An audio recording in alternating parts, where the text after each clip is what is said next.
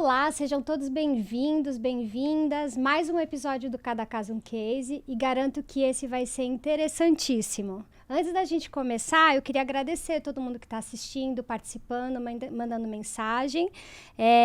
Queria agradecer também quem está mandando feedbacks, escrevendo para os nossos convidados. Continuem assim que a gente fica bastante feliz com essas interações.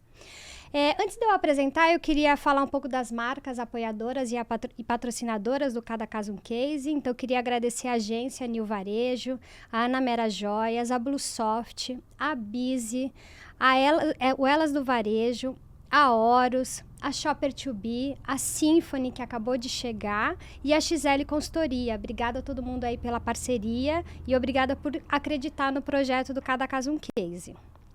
Bom, agora eu vou falar um pouquinho dela. Ela é a mãe do Davi, do Simon e da Sofia.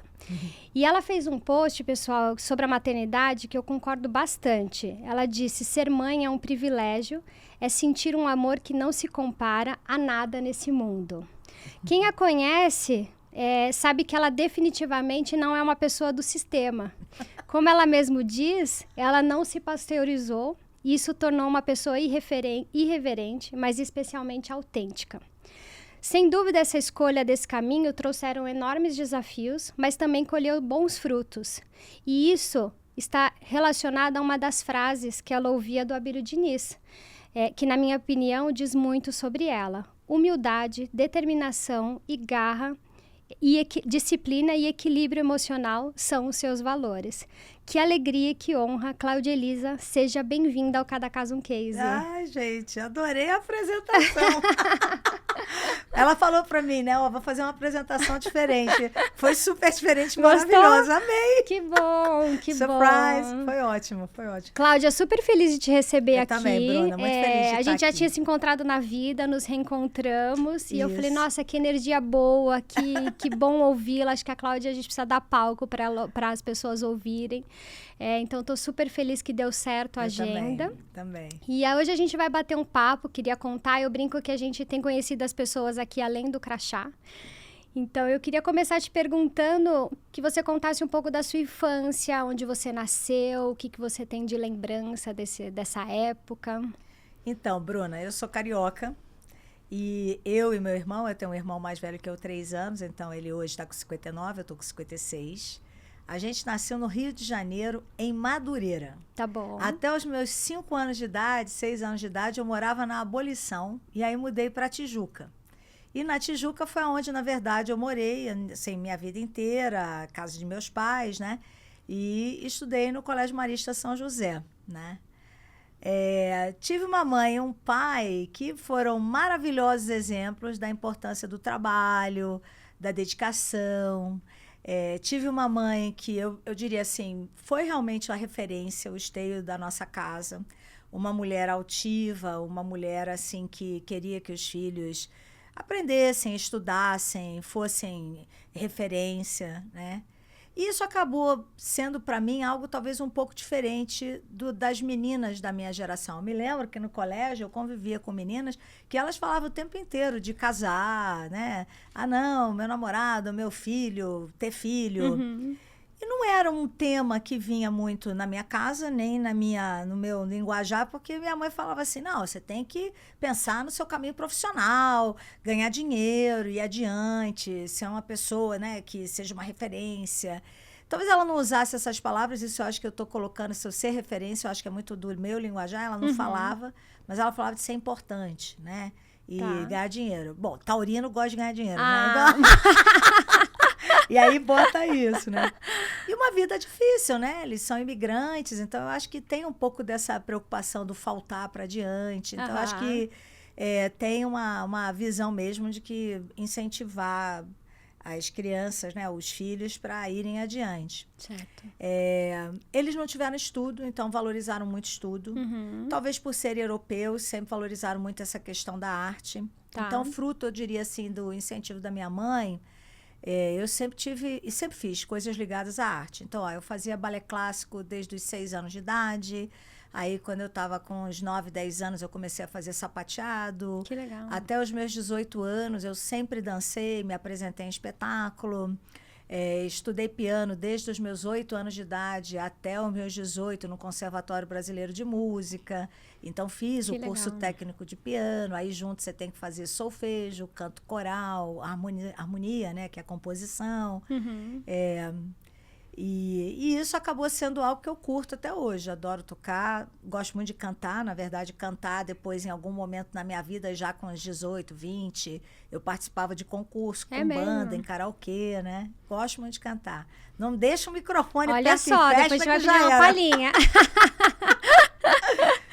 Então foi isso. Foi uma infância bacana, mas uma infância de classe média, média. Tinha muitos amigos, amigas? Não, você sabe que assim, a minha mãe e o meu pai, eles tinham uma coisa muito do cuidar de higiene, sabe? É muito louco, ó, eu me lembro, né? Umas coisas meio doidas, né? Aliás, no outro dia eu estava pensando sobre isso. Que imagens a gente guarda da nossa infância? Eu guardo uma imagem de eu brincando com meu irmão, soltando pipa. Isso era uma coisa que se fazia muito no subúrbio do Rio. A gurizada hoje nem sabe o que é. E aí eu e meu irmão passando cerol na linha para poder cortar os amiguinhos, né? Essa imagem me vem da minha infância, eu com ele. Aí me vem uma imagem de eu, assim, brincando com bonequinha na sala. Aí minha mãe botava, assim, um lençol para sentar, para não sentar no chão, frio. Entendi. Então tinha uma coisa meio que uma super proteção, principalmente dessa parte física. E aí, pô, como eu tocava piano, não anda de bicicleta. Tinha mais um núcleo familiar intenso ali. Era mais uma coisa próxima. No colégio, quando aí eu já fui, principalmente a partir dos meus 11, 12 anos, aí eu comecei a ser bastante cheia de amiga, baladeira, querer sair, ir para casa de uma amiguinha, ir para casa de outro. Mas eu diria que assim, até os meus 10, 11 anos, era muito mais assim o nosso núcleo familiar. Não tinha uma coisa de mega quantidade de amigos, não. E esse olhar para a arte era algo que você almejava, que você queria, ou foi vindo dos seus pais? Você já sabia? A gente sempre, quando quer... Eu queria ser veterinária, por exemplo. Ah, é?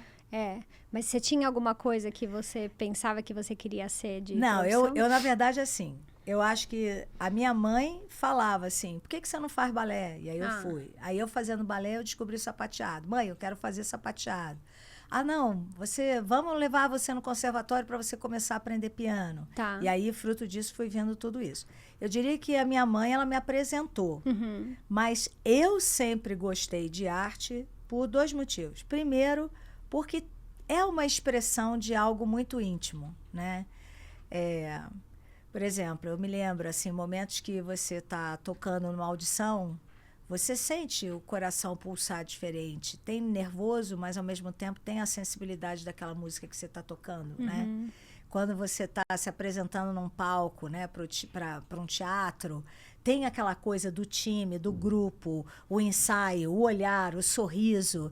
Então, tem uma coisa de você trazer alegria. Então, isso era uma coisa assim, esses aspectos da arte eu gostava muito, né? E gostava, o segundo elemento, do palco. Eu adorava, assim, a apresentação, e vinha as palmas, e aquela sensação de que você, sei lá, mostrou de dentro de você algo que não é algo objetivo, é algo subjetivo, né? Bom. E isso, às vezes, né, você vê, eu fazia tudo isso nova, e o que eu acho que isso acabou me ajudando para uma outra carreira que eu acabei optando por uma carreira nesse mundo nosso corporativo, né? Sim. Eu diria muito na sensibilidade, na sutileza. Por exemplo, modéstia à parte, eu realmente sou uma pessoa que, quando chego no ambiente, eu consigo perceber o que está no ar. É uma cabecinha um pouco mais de lado, é um olhar assim e não assim. É uma maneira do tom da voz, da inflexão. É a sutileza, né? Então, eu acho que a música, a dança, que tem a expressão, o palco, eles trazem essa habilidade mesmo para o teu repertório. Mas eu não notava isso. Hoje eu noto, porque assim, às vezes eu estou em lugares que eu vejo e falo assim, você percebeu a reação de fulano? Não. Aí eu assim, nossa, mas foi tão óbvio para mim, sabe? Entendi. Então, é coisas sutis que ocorrem. E eu acho que o que me moldou dessa perspicácia, dessa leitura boa, né? É absolutamente intuitiva, né? Eu acho que vem desde criancinha de estar fazendo essas coisas relacionadas à arte, né? E eu acho que, assim, traz, né, muito dessa visão mesmo da criatividade. Porque cada hora que você faz uma música, você toca com uma entonação diferente. Quando você canta, você bota a pausa em lugares diferentes. Você muda, né, um canto e muda, às vezes, uma frase musical. E quando eu era mais nova, eu pensava que eu queria seguir uma carreira artística. Tá bom. Aí eu me lembro quando eu tinha 16, Eu tenho 17... a sensação que todo mundo que nasce no Rio de Janeiro vai querer ser... Vai porque a gente olha de longe e fala, nossa, parece tudo muito fácil, muito próximo. Pois é. Mas aí quando eu tinha 16, 17, que é a época que você começa a pensar o que você vai fazer para vestibular, fui fazer um teste vocacional. Eu sempre gostei muito de matemática, né? Sempre fui uma pessoa muito boa na área de exatas, né? Ao mesmo tempo, sempre fui muito boa em línguas, né? Eu falo 5 idiomas, né? Português, inglês, francês, espanhol, alemão. Tenho muita facilidade, acho que a música também acabou facilitando assim, o aprendizado. Mas eu comecei a ver o seguinte, bom, então se é para seguir essa carreira, vamos fazer então algum teste. Aí, nunca me esqueço, né? Em 1984 ou 85, foi lançado o Chorus Line, lá no Rio de Janeiro, com Cláudia Raia, atriz principal. E aí eles estavam fazendo seleção de cast, né? Aí lá fui eu fazer a seleção. Cara, eu cheguei lá, eu era mais baixinha, mais gordinha, menos flexível, mais feia. Aí eu falei, ixi, acho melhor apostar no meu cérebro e não no meu físico, porque assim vai ser melhor. E assim eu falei assim, eu sempre curti essa coisa de liderança, sempre fui boa de solucionar problema. Sempre fui representante de turma, sempre fui uma pessoa assim com voz ativa no colégio, né? Também muito por essa coisa da minha mãe, que é uma pessoa muito assim corajosa, sabe? De questionar o status quo, o que está errado. Sim. Eu acho que isso foi algo que foi muito presente, assim. Então, eu sempre fui muito disso no colégio. Não, isso aqui está errado, temos que levar para a coordenação. Entendi. Então, eu acabava sempre sendo meio representante de turma. E acabou que eu falei, sabe de uma coisa? Fiz lá o teste vocacional, deu que eu poderia matemática, administração, direito, e eu acabei optando em fazer administração e matemática. Aí eu fazia administração na PUC do Rio, né? Tive bolsa, desempenho acadêmico, tirei 2º lugar no vestibular e passei na UERJ em matemática. Então, durante 2 anos e meio, eu fazia as 2 faculdades juntas. Uau. Aí comecei a estagiar. Estagiei na Souza Cruz, na área de marketing, pesquisa de mercado. Que legal. Aí depois fui trabalhar num banco, também na área de marketing de produto. Depois fui efetivada na área de planejamento estratégico, saí da matemática. Então, fiz 2 anos e meio as 2, mas aí continuei mesmo só na administração. Mas dali a um tempo também tranquei a própria administração, fui morar fora. Aí fiquei 1 ano morando na Inglaterra e depois na Alemanha, fazendo estágio. Aí estagiei numa corretora em Londres, depois estagiei numa empresa de auditoria externa na Alemanha. Como que surgiu essa oportunidade? É interessante. Esse estágio da Inglaterra surgiu por uma amiga minha que o esposo era inglês, trabalhava numa trading de café e açúcar, né? Café e cacau. E aí ele virou e tinha um contato nessa corretora em Londres, ligou para esse amigo dele e falou, essa minha amiga tal, pode fazer um estágio aí? Aí eu fui, era não remunerado, né? Aí eu fui, fiquei lá 5 meses fazendo esse estágio. Aí depois fiquei mais 1 ou 2 meses trabalhando como garçonete e tal, fazendo... Você foi com a intenção do idioma de você... Não, eu fui com a intenção mesmo do estágio. Eu já falava inglês. Nessa época eu falava fluente já inglês e francês. Eu estudei inglês desde os 10 anos de idade, estudei francês desde os 14. Então, nessa época que eu fui para fora, eu tinha 21, já falava esses 2 idiomas fluentes. Falava também alemão, mas não considerava fluente. Eu comecei a aprender alemão, eu tinha 17.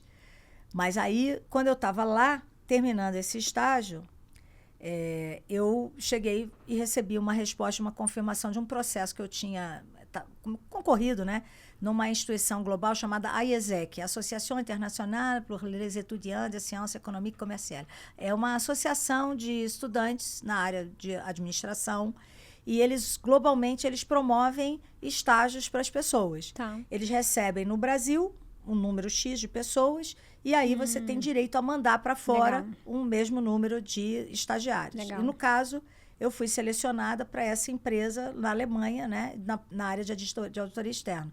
É uma empresa global, chamada BDO. Tá. E aí eu morava em Kiel, né? Que é uma cidade a 80 quilômetros ao norte de Hamburgo, né? Tá. E foi um momento maravilhoso. Com fui quantos muito anos, feliz. mais ou menos? Isso eu tinha 21. Eu tinha Uau. 21 para 22. E aí, foi uma experiência incrível, né? Assim, imagina, eu tinha na minha casa a minha mãe, a minha avó, mãe de minha mãe, morou conosco a vida inteira, né? Tá. Tive, né, morando comigo até os meus 16 anos, uma prima, filha da irmã mais nova do meu pai, de Portugal, que ela veio para o Brasil, estudou e morava com a gente. Então, eu tinha muita gente que cuidava de tudo, meu. Então, como minha mãe brincava, né? Pô, você nunca não lavou nenhuma calcinha, você agora quer ir para Londres, quer ficar lá e se virar. E aí, de fato, ó, quando eu fiz o estágio lá na Drexel, se chama Drexel Burnham Lambert, né? A empresa, a corretora que eu estagiei. Não existe mais essa corretora, mas ela era muito grande na época. Quando terminou o estágio e eu já estava ficando sem grana, aí minha mãe, não, você vai voltar, né? Acabou o dinheiro. Aí eu, não, eu vou arrumar um emprego. Ela, como você vai arrumar um emprego? Vai trabalhar de quê? Eu falei, mãe, vou trabalhar de garçonete, part-time job, um emprego meio período. E, de fato, eu fiquei estudando inglês, né? Na City Polytechnic, agora City University, né? E fiquei trabalhando de garçonete. Aí saiu a resposta desse estágio, empacotei tudo e fui para a Alemanha. Né? Aí fiquei na Alemanha 5 meses. Pô, para mim foi bem difícil. Eu diria, a primeira semana eu não conseguia entender o que as pessoas falavam, porque eu já estava pensando em inglês. Eu não conseguia me expressar. Mas aí, de repente, Bruna, assim, em um mês, sabe quando parece que destrava? Eu, com 3 meses, eu já falava, assim, 2, 3 meses, como se fosse local. As pessoas, até por eu ser louras, né? As pessoas nem sabiam que eu era brasileira. Todo mundo pensava que eu era gringa, que eu era alemã. E aí, assim, então, realmente, eu tenho muita facilidade, vem rápido. Meu vocabulário hoje não é tão bom em alemão, mas se eu for para a Alemanha ficar lá um tempo, vem muito rápido. Flui. E você ficou quanto tempo morando na Alemanha? Na Alemanha eu fiquei 5 meses. Na Inglaterra fiquei 7, na Alemanha 5. Fiquei fora, então, no total 1 ano. Aí voltei. E logo que eu voltei, como eu fiz esse estágio pela IESEC, a IESEC mandou o meu nome e todos os outros estagiários que estavam voltando para a Brahma. Que foi justamente nesse momento, aí eu já estou falando de junho, julho, agosto de 90, foi quando eu voltei. Eles estavam no momento da transição, né? Que estava saindo os antigos donos da Brahma e entrando o Grupo Garantia. Então, eles estavam fazendo toda uma mudança, chamando gente. E aí, o diretor financeiro, né? O pessoal me perguntou, em que área você quer trabalhar? Eu falei, acabei de vir de fora trabalhando em finanças. Antes, eu tinha trabalhado em marketing. O que eu te falei essa dupla, né, personalidade. Eu tenho facilidade nessas coisas da criatividade, mas eu também tenho muita facilidade em tudo que tem a ver com número, né? E aí eu falei, quero conversar para ir para a área financeira. E aí a coincidência, né, assim, o diretor financeiro da Brahma na época, Danilo Palmer, ele era pai de uma menina que foi muito marcante no nosso colégio, né? Porque ela tinha tido uma doença, enfim, o colégio todo, um colégio católico, né, o Marista, eu estudei no Marista São José, no Rio, foi muita corrente de oração para essa menina, uma querida, Elaine Palmer, e ela, se recuperou, uma pessoa incrível. E aí o mundo traz isso, aí o Danilo, legal, você aqui, que área você quer trabalhar? Eu falei assim, não sei, o que você acha legal? Tem a mesa aqui de aplicações financeiras. Aí eu entrei e assim começou, eu fiquei na mesa. Aí eu vi que era uma área que você acabava conhecendo muito de mercado financeiro, mas não do negócio. E eu queria conhecer do negócio. Aí eu virei e falei assim, não fica chateado, Danilo, Luiz Cláudio, meu chefe imediato na época, mas eu vou prestar a prova para o processo trainee. Tinha tido o primeiro programa de trainee em 1990, outubro de 90, e em outubro de 91 estava tendo o programa para iniciar o segundo programa de trainee. Eu tinha me formado em junho de 91, nesse negócio de trancar a faculdade, voltar, eu estudava à noite, né? E aí fiz a prova, passei, né? E entrei como trainee, então, da Brahma na época, na segunda turma de trainee. Éramos 23 trainees. E aí, enfim, aí foi uma carreira longa, e aí começa a minha... O trainee acho que ainda hoje continua sendo uma referência na Ambev, né? Sim, eu diria que na Ambev, e eu diria que, assim, na maioria das grandes empresas, elas veem o trainee... Eu sou fruto de trainee na Nielsen. Ah, viu? Eu Então, sou fruto... eu acho assim, o programa de trainee, se você me perguntar, eu acho que para quem está se formando, é um sonho de consumo, né? Na minha época, eu me lembro, a gente quase não tinha mulheres, né? Eu me lembro que, assim, da meu grupo de trainee, nós éramos 23, eu e mais um menino éramos pessoas que tinham morado fora do país. Tá. Todas as outras pessoas, ninguém tinha morado fora do país, né? Entendi. Hoje isso é muito comum. Hoje o mais comum é que você pegar todo mundo que, principalmente que passa no trainee, eu vejo que acaba sendo pessoas que, seja porque nasceu numa classe mais privilegiada, seja porque é muito estudioso e encontrou os caminhos, né, para se superar, né, mesmo diante de uma origem talvez não tão privilegiada. Eu vejo que todo mundo já morou fora, todo mundo fala pelo menos 2 idiomas, né? Então, hoje está mais difícil entrar em programa trainee. Eu vejo que está mais competitivo. O mundo ficou mais competitivo. A régua mudou, né? Mudou. Os seus filhos foram morar fora? Então, os meus filhos todos fizeram um programa chamado Exploration School. Tá. Quando eles tinham... O Davi fez quando ele tinha 15... O Simon fez quando ele tinha 13. Falei Simon, é Simon, desculpa. Mas tanto faz, chamam Simon e às vezes Simon. E a Sofia fez quando ela tinha 12. Tá. Ela é uma escola que você vai e manda os filhos, eles ficam lá 15 dias, 20 dias, se quiser fazer um curso especial. E eles fizeram isso, mas eles não fizeram assim intercâmbio. A Sofia, em 2020, ela quis tudo pago para ela ir para a Austrália, para morar lá 1 ano. Veio a pandemia, aí foi tudo atrás, ela não foi. Sim. Ela tem uma tristeza disso. Eu preciso de dicas, que os meus ainda são novos, mas daqui a pouco acho que é algo que eu gostaria de encaminhar, porque eu acho que essa experiência fora, por mais que a gente não saiba fazer as coisas, eu acho que é um momento onde a gente aprende e tem que se virar, né? Muito. E o meu filho, Simon, ele fez uma outra coisa. Existe um movimento global chamado CISV. CISV. Eu não sei agora dizer o que é o acrônimo, né? Mas o CISV é também uma entidade internacional que foi fundada por uma mulher e ela acreditava que, assim, a criança, aos 11 anos, ela tem que se libertar e tem que ter autonomia para ir adiante. E aí, o Simon, no ano que ele fez 11 anos, ele tinha no colégio amiguinhos que estavam indo e concorrendo para o CISV. Eu nem conhecia esse programa.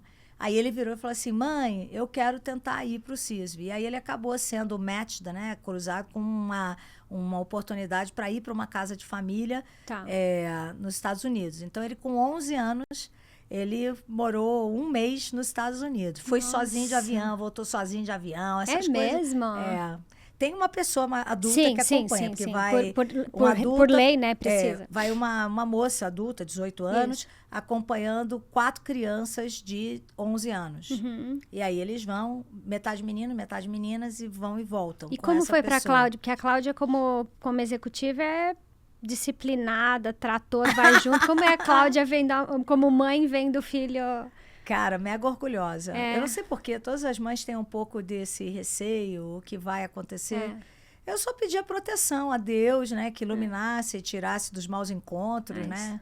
Eu tenho uma oração que eu faço todo dia quando eu saio de casa para dirigir, que fala sobre isso, né? E eu rezava todo dia pensando, que proteja eles lá. Mas eu não tenho um lado meu que fica achando, vai acontecer tal coisa. E se... Protetora no sentido de deixar de fazer as coisas, né? Não, eu deixo ir, né? E se vira. O Simão mesmo, quando estava voltando do CISV, quando ele estava voltando do Explo, eu não fui pegá-lo, né? Falei, não, tá aqui comprada a passagem, você já cansou de viajar internacional, você vai saber voltar. Só que eu cometi uma gafe, né? Eu comprei 2 companhias aéreas diferentes. De repente, estava o cara lá no aeroporto de Nova York, que era onde fazia, ele voltava de Boston, Nova York, Brasil. E simplesmente, não sabia o que fazer com ele. Ligaram no meu celular e aí eu falei, sorry for that, desculpa aí, mas agora vai. Aí eu pedi para falar com ele, né? E aí eu falei, você tá bem? Aí ele, tô. Você tá nervoso? Não. Eu falei, cara, você já viajou pra caramba internacional. É só olhar o visor, procura o número do voo, vê o horário e o portão e fica atento, não dorme. Esse é o problema, né? Alguém dorme e perde o voo na porra do portão. Hoje não fica no celular, presta atenção. E aí ele voltou. E tudo bem, deu tudo certo. Que legal. Entendeu? Aham. Eu não tenho, assim, esse medo. Por incrível que pareça, hoje eu tenho mais medo meus filhos adolescentes na rua Aham. do que eu tinha quando era. Eu acho que o mundo degradou muito em termos de segurança pública nos últimos 10 anos, Sim. né? Eu olho e falo, gente, os 3 filhos nesse mundo e tá um caos, assim, tá? Você também tem 3? Tenho 3. Eu tenho de 8, 4 e 1 ano. Nossa. Então tá... Mas aí você fica realmente, É. olha pra fora e você fala, gente... E é essa loucura de que a gente não pode proteger, porque o mundo lá fora, Não. eles precisam se virar, eles precisam aprender, precisam entender. Eu tava pensando exatamente nisso de quanto o mundo lá fora tem seus desafios, tem suas coisas erradas, e que eles precisam entender que isso existe. Se você proteger, eles vão ter acesso a coisas, vão saber o que é, como lidar, né? Então, é uma linha tênue aí, né? É uma linha tênue. E eu não sei, Bruna, eu vejo que, assim, você tem que estar sempre preparando muito os seus filhos. E claro que a gente quer que os filhos tenham os nossos valores, né? Quando você me apresentou aí, você falou, a Cláudia, né? Humildade, determinação e garra, né? A visão de equilíbrio emocional. E o último do Abílio, que ele sempre falava, ele falava humildade, determinação e garra, equilíbrio emocional, e a última aqui que me escapou. Aí daqui a pouco você relembra aí. A gente tenta passar isso, né? Mas no fundo, cada filho é um filho e cada história é uma história, né? A gente faz o que a gente acha que é certo, né? Uhum. Eu diria assim, muito difícil, eu acho, uma mãe não ter um certo sentimento de culpa, né? Meus filhos falam para mim o tempo inteiro, mãe, você é uma mãe maravilhosa, eles sabem que podem contar comigo, eles sabem, assim, o bom conselho, sempre eu vou dizer, não, olha, esse caminho aqui eu não sei se vai te levar diante do que você tem de personalidade, porque eu vejo, são 3 filhos, você também sabe disso, cada um tem uma personalidade, né? Completamente diferente. E minha mãe, meu pai, diante do que não tiveram de estudo, né? Meu pai tinha 2ª série, minha mãe tinha 8ª, né? Uhum. Eles fizeram o que eles podiam, mas assim, a minha mãe, ela achava que ia impulsionar era comparar eu com meu irmão, né? Entendi. E acho que não ajudou, tive que fazer terapia por isso, porque nunca é muito bom você ser comparado, né? Eu não comparo meus filhos, mas eu deixo claramente o que eu vejo que é o ponto forte de cada um e o que é o ponto de desenvolvimento, que as pessoas vão ter que lidar. Mas acontecer algo que uma coisa vai levando a outra e que, de repente, alguém faz algo errado, é 1 minuto. Uhum. E eu acho que isso, para mim, é talvez a coisa que mais me angustia, né? Sei lá, por exemplo... briga em trânsito. Uhum. Às vezes começa do nada. Aí a outra fala algo que aperta o seu botão, daqui a pouco você vai, parte para cima, bate na pessoa. A pessoa cai mal, morre. Não sei, sabe assim, uma coisa fatídica? Sim. E eu tenho assim muita preocupação dessa sequência de elementos, que uma coisa ruim leva a outra, e de repente tá alguém indo para um caminho que não é um caminho reto, um caminho que você espera para os seus filhos. Talvez isso seja a maior preocupação que eu tenho como mãe. Não tenho medo de morte, não tenho medo de Alzheimer, não tenho medo de pobreza, porque a gente tem força, tem trabalho, recomeça. Não tenho medo de nada disso. Mas tenho medo de, às vezes, assim, uma situação que leva a outra situação e daqui a pouco alguém faz algo errado e que compromete uma vida, né, de florescimento e para uma vida, talvez, de algo que é um caminho ruim. Perfeito. Né? É humildade, determinação, garra, disciplina e equilíbrio emocional. Faltou disciplina, é isso mesmo. Mas o Abílio tinha disciplina pra caramba. Eu falo na disciplina para aprender que eu tenho que ter. Mas, assim, o Abílio era um exemplo. Quem conviveu, você conviveu também. Cara, quem conviveu com ele sabe que esse lado dele era absolutamente inspirador. A gente é muito parecido, você escuta, é uma inspiração para mim e disciplina. Eu tenho disciplina. No trabalho eu sou super disciplinada, mas nas outras coisas eu preciso melhorar um pouco. Especialmente no esporte. Mas eu vou chegar lá, A gente vai chegar. Não dá para ser nota 10 em tudo. Mas isso que você falou dos filhos é importante, porque Uma coisa que eu ouvi uma vez e que eu acho que faz muito sentido é a gente aprendeu com os nossos pais de alguma forma, seja por aquilo que eles fizeram que não foi legal e que a gente aprendeu que isso não dá para replicar, ou aquilo que a gente aprendeu e que sim, a gente pode replicar, né? De alguma forma, aquilo que eles fizeram foi bom pra gente, né? Eles fizeram da melhor forma que podiam, né? Sim. Ou do jeito que... E a gente também. A gente não é perfeita, mas a gente vai fazer aquilo que a gente acha que é o melhor, né? E é isso mesmo. Eu, por exemplo, não tive pais tão carinhosos. Eu sou, de fato, uma mãe muito carinhosa com meus filhos. Muito amorosa, muito de beijar, de agarrar. Quando eu tô em casa, né? Pô, eles chegam, vêm, ficam agarrados comigo, dormem comigo. Sofia, mãe, dorme comigo hoje. E aí fica agarrado em mim, entendeu? Delícia. Então, com os meus 3 filhos, eu tenho isso, né? Ao mesmo tempo, sempre trabalhei muito, viajei muito compromisso. Então, eu era uma pessoa que eles sabem que eu tô lá, mas nem sempre é na hora exata que eles precisam, né? Mas nunca perdi nenhuma festa na escola. Mas entre mortos e feridos, todo mundo tá bem, né? Seguiram, Davi se formando agora, né? Na Unicamp, Engenharia Civil. Que legal. Simon faz INSPER, ADM, Administração. Sofia tá fazendo Medicina, tá indo no ano que vem, agora em 2025, vai estar indo pro 3º ano. Tá. Todos estão bem, todos são ótimas crianças. O mais velho tem quantos anos? 25. 25. Você 25, foi mãe há 22 25 e 20. anos atrás. Tá. E aí, já viu. Então, foi muito legal. E né? foi planejado 3? Não, foi na verdade, assim, eu tive 4 gestações. Eu perdi um bebê entre o meu filho Davi e o meu filho Simon. Tá. Né?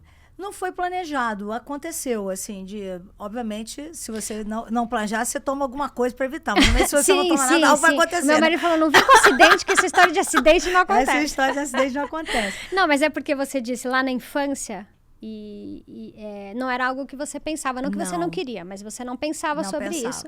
E de repente, ver-se uma mãe com 3 filhos, é assim, a vida... Muda muito. Mas interessante isso que você acabou de falar. Porque talvez, se eu fosse pensar para planejar, eu não teria tido. Não teria. Por quê? Porque a gente que acaba abraçando uma carreira, eu tenho muitas amigas que vivem ou viveram isso, né? Que é assim, não, agora não é o momento. Não, agora está crescendo o meu negócio. Não, agora eu acabei de ser promovida.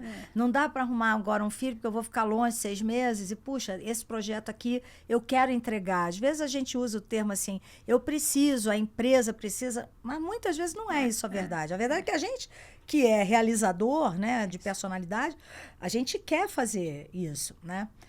Então, assim, eu vejo que se você planeja muito, você acaba não tendo. Eu achei que tive filho na idade ótima, 30, 33, 36, né? E, assim, nasceu no tempo devido, como tinha que ser, foi ótimo. Assim, não tem o que reclamar.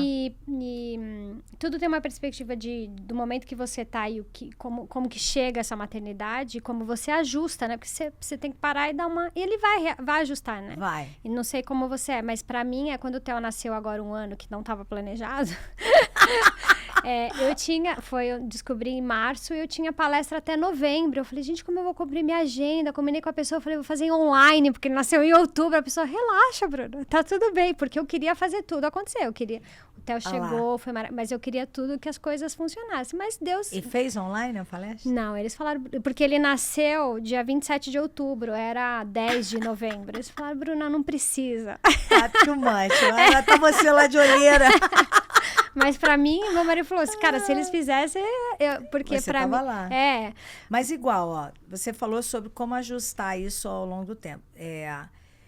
Eu tive sorte e, ao mesmo tempo, eu também nunca tive uma preocupação de ter ajuda em casa. Tem algumas pessoas que têm muita preocupação, vou ter uma babá... Como é que a babá vai educar?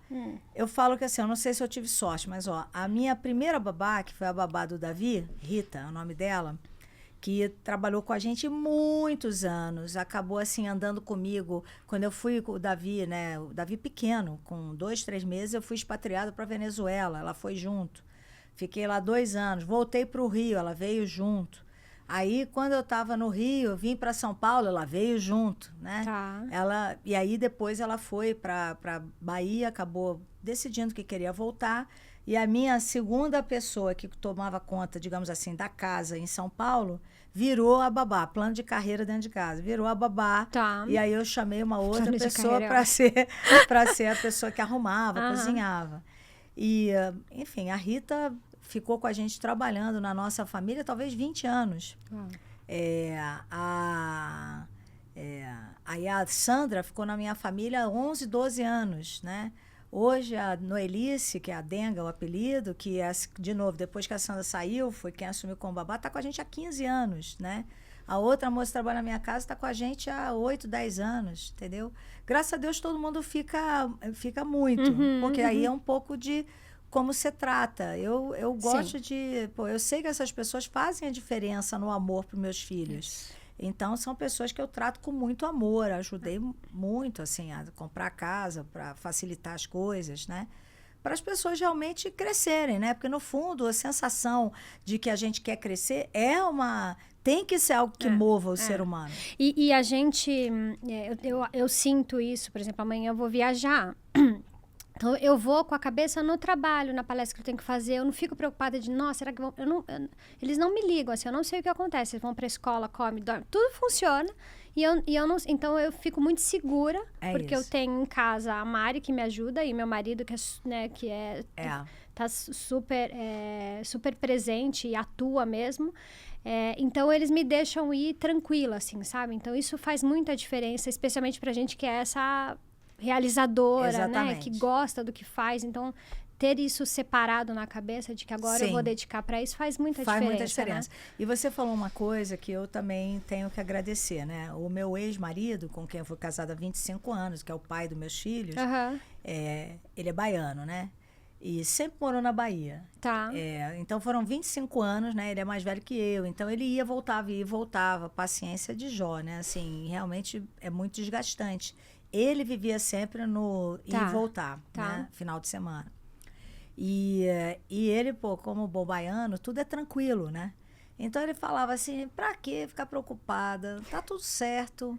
E aí, quando eu virava, eu falava assim, não, por que isso? Eu ficava mais estressada, ele, pé de galinha não mata pinto. Tá comendo? Tá alimentado? Então, tá tudo bem. Então, esse olhar tão simples, né?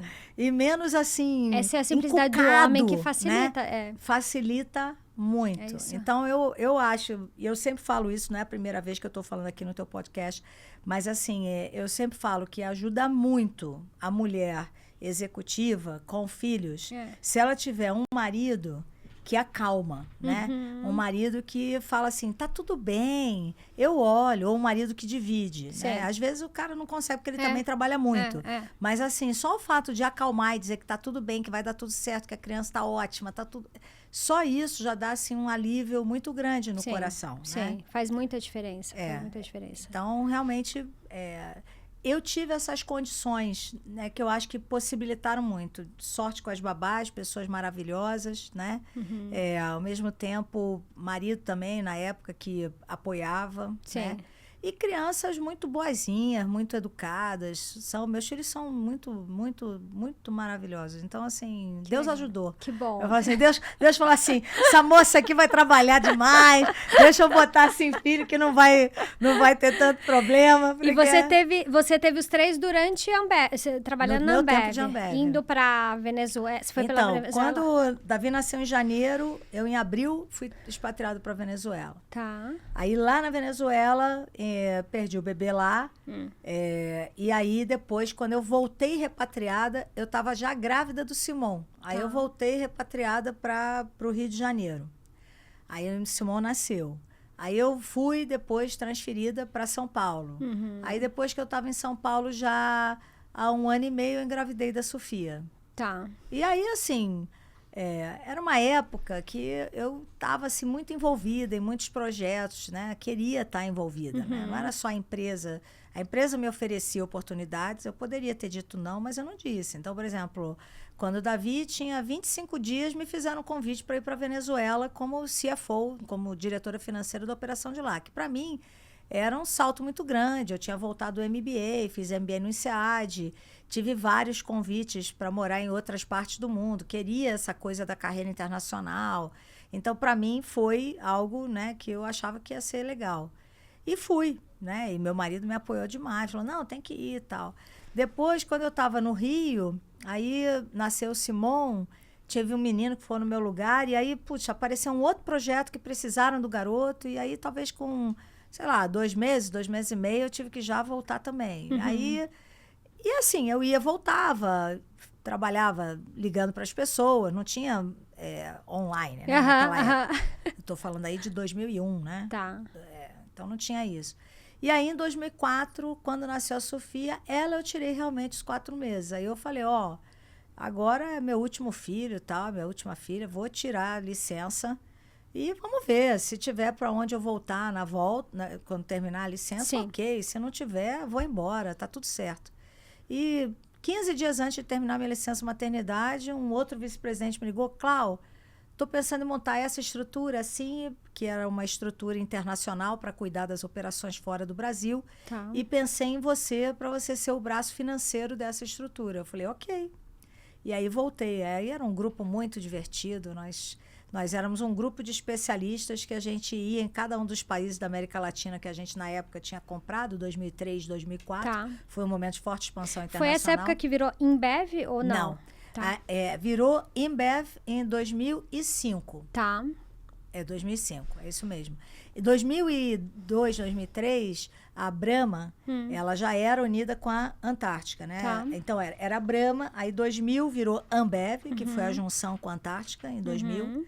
Aí, 2003, 2004, eles compraram operações ou fizeram fábrica do zero no Peru, Equador, República Dominicana, Guatemala, já tinha a Venezuela desde antes. Tá. Um pouco depois eles compraram a operação da Quilmes na Argentina, aí virou o que a gente chama Hispanic Latin America, ILA, né? Até hoje é esse nome lá dentro da Ambev.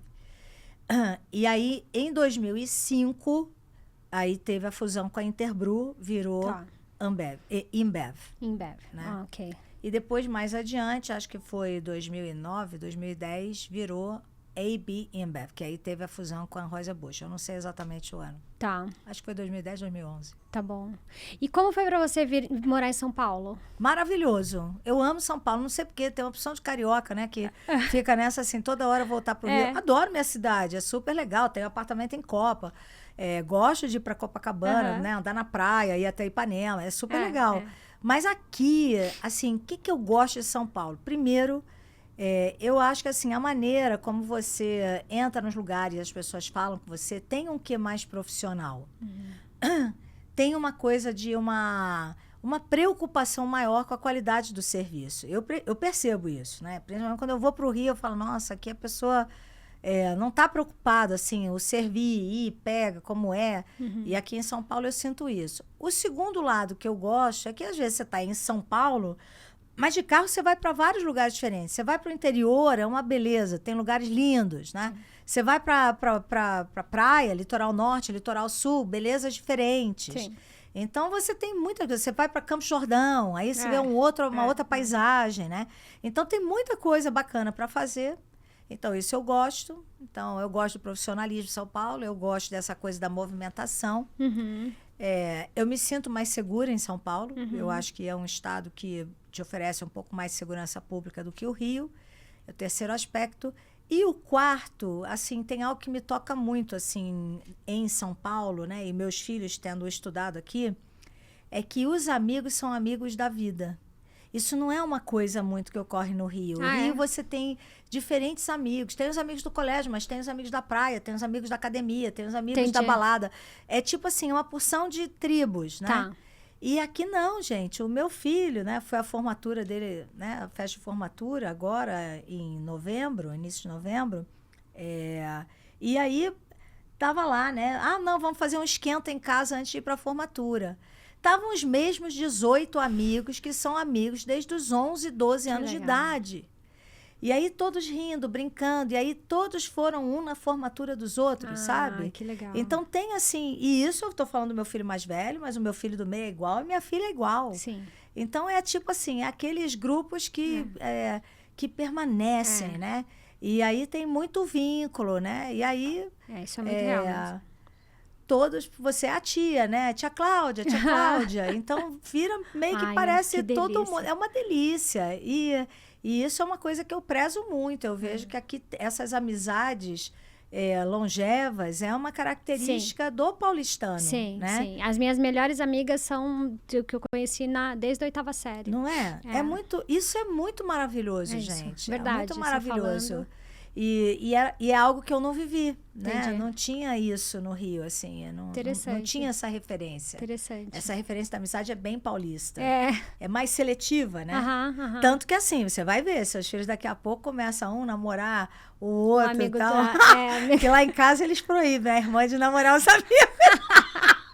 Eles já avisam, pra formatura mesmo. O Davi brincou com os amigos, assim. Todos já sabem, né? Se vê alguém chegando na Sofia, é pra escorraçar o carro. E o Bento é o mais velho em casa, eu quero ver como vai ser. O meu irmão tinha um monte de amigo também, um monte de amigo pra casa, mas também tinha essa regra e não podia. É verdade. Ai, coitada das irmãs Ana mais Clara novas. vai sofrer. Que a Clarinha do meio ainda tem o Theo, vamos ver como o Theo vai se comportar. Vai um sanduíche. É isso. Muito Aí, bom, você muito tem bom. menino, menina, menino. E menino, exato. Muito bom, muito bom. E Clau, e aí você foi Ambev, você foi bastante varejo também, Também. Não só GPA, né? Também. Eu fui muito Ambev e na Ambev eu tive uma carreira que eu diria assim, passou por 3 momentos. Eu tive um momento de posições financeiras. Tá. Aí eu tive um momento que eu diria que foi onde eu mais me aproximei do varejo, que eu trabalhei muitos anos com a rede de revendedores. Então, naquela época, estou falando em 94, tem muitos anos, a Brahma fez um projeto que ela queria simplificar a rede de revendedores Brahma Skol. Tá. Na época tinham 1.500 revendedores e a ideia era ficar 150 maiores, mais encorpados, mais profissionais. E a ideia, como aconteceu, era nas principais capitais você fazer operações de distribuição própria. Tá. Que são os centros de distribuição, os CDs ou os forróis, cada um chama de uma maneira, né?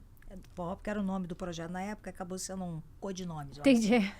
E aí, nesse momento, eu trabalhei durante muitos anos, 3 anos, de perto com a rede de revendedores, fazendo toda essa transformação com os que ficavam, fazendo troca de práticas. Foi um momento maravilhoso. E acabava que a gente tinha frentes financeiras, frentes de armazenagem, de frota, de puxada, frentes comerciais, de marketing. Então, acabava sendo temas, né, que eu entrava muito. E eu tive um terceiro momento na Ambev, em que, quando nasceu minha filha, um pouco depois que ela nasceu, eu estava lá na Ilha, né, cuidando das operações lá fora. E aí eu cheguei e fui falar lá com o VP de gente, né, gente gestão, que eu queria ir para a área de gente e gestão. Ninguém entendeu nada. Eu falei, eu acho que assim, minha filha nasceu, ela não tinha um laço de fita comprado. Eu acho que eu me afastei do meu lado mais feminino mesmo. Esse negócio de estar lidando nas frentes mais financeiras, que é uma área mais árdua, né? Você tem que ser mais incisiva, né? Sim. O boato que rola é que os financeiros não têm coração. Eu digo o seguinte, eles são o contraponto dissidente vendo o lado não otimista. Eu brinco que isso é bom. Numa tomada de decisão, ter alguém que tenha assim, só lembrando que temos esse risco. Só lembrando que, isso aqui pode dar errado. Tem que ter algum corpo, né? Tem que ter alguém que traga. Tem que ter uma balança ali. E aí eu acho que, assim, esse papel é um papel do financeiro. Tá aí, parênteses. Esse era um dos motivos que, às vezes, eu achava que eu não tinha que continuar na área financeira. Porque eu sempre fui uma financeira otimista e mais, eu diria assim, vamos fazer, tem que tomar esse risco, vamos adiante, né? E tanto que muita gente sempre achava que eu era da área comercial. Eu não, eu sou financeira, mas por causa dessa minha perspectiva, não, pró-venda, o que é? Não, vamos negociar, o cara tá devedor, mas como é que a gente recebe desse cara? Porque tem que voltar a vender. Perfeito. Vamos lá, eu sempre tive essa mente mais do fazer o negócio andar, né? E eu diria, assim, que essa área financeira, ela me ensinou muito, né? Mas esse meu pedido para ir para a área de gente, né, foi um resgate mesmo, um resgate de voltar a me conectar com um lado mais feminino, criativo. E foi maravilhoso. E eu te confesso, Bruna, Se você me perguntar, eu tenho alguém que eu identifico como um jovem talento num negócio.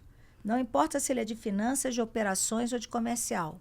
Você olha para aquele talento, homem ou mulher, e você fala, vejo aqui o próximo ou a próxima CEO da empresa, passa essa pessoa para sentar numa cadeira de gestão de RH. Porque na hora que você senta na cadeira, é como sentar numa cadeira da área de tecnologia, né? Tá. São áreas de apoio. São áreas que você cuida de algo, mas no fundo você não aparece. Perfeito. Por exemplo, o RH, ele cuida das coisas, mas quem aparece é o líder. E se o líder for bem, é mérito do líder. E se algo não for bem, muitas vezes a gente fala, é a área de RH que não está fazendo o seu trabalho. É a mesma coisa o cara de TI. Ninguém lembra da pessoa de TI, até tá ruim a área de informática. Verdade. Mas a pessoa está lá trabalhando maravilhosamente bem para manter tudo para você não lembrar dele. Para você não lembrar dele. Exato. Eu diria que são duas áreas que eu tenho uma visão que são áreas que a gente tem que tratar muito da autoestima das pessoas nessas áreas. Porque tudo rema contra para você se sentir o ó. Você não é elogiado, você não é lembrado. Na hora que algo dá errado, você é visto como alguém que causou um problema, não fez seu trabalho. E a gente sabe que não é assim. Importante. Não é assim com nenhuma área funcional, na verdade. Né? Sim. E aí, assim, então eu acho que para mim foi muito bom ter vindo para essa área e eu acabei, né? Para mim foi ótimo para ganhar, retomar esse meu lado mais do lado direito e esquerdo do cérebro mesmo. E importante você estar falando, fazer um parênteses aqui sobre, especialmente gestão. TI tem um papel importantíssimo e cada vez mais está ganhando. Protagonismo mesmo, mas a gente está esquecendo, mas o mercado está sentindo que essa base ou esse protagonismo do RH precisa acontecer mais, porque a gente está com desafios de engajamento, de contratação, né? Então, eu acho que é uma área que precisa ser vista e entender como, né? E no varejo eu acho que está pior ainda, gente. Eu acompanho, né? Hoje estou em conselhos, você sabe disso. E nos conselhos onde eu estive, né, ao longo dos últimos 11, 12 anos, eu sempre atuei em comitês de pessoas, né?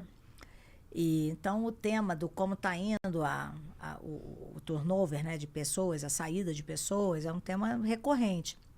E as pessoas com quem eu convivo, que são de varejo, estão vivendo momentos muito difíceis de conseguir pessoas, contratar pessoas. Ninguém quer trabalhar sábado ou domingo, é muito difícil, né? E o varejo funciona, né, nisso.